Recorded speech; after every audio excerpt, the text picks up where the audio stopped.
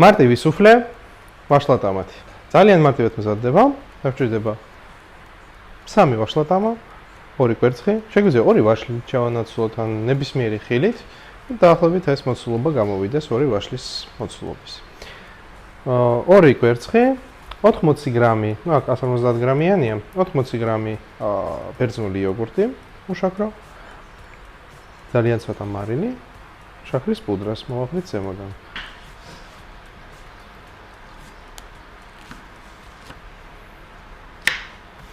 დიდად ძალიან დაჭერს მეტად ეს არ ვჭირდება, იმიტომ რომ მაინც და ბლენდერში წავახლა ეს ყველაფერი.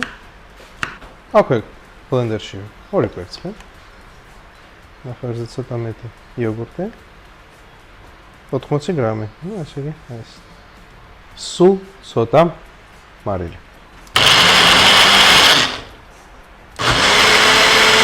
გადმოვასხოთ ჭურჭელში, რომელშიც გამოვაცხობთ. შევდოთ ღუმელში 170 გრადუსზე, ნახევარი საათით, 25 წუთი. მე მგონი უკვე მზად არის. ვაუ. შაქრის პუდრა.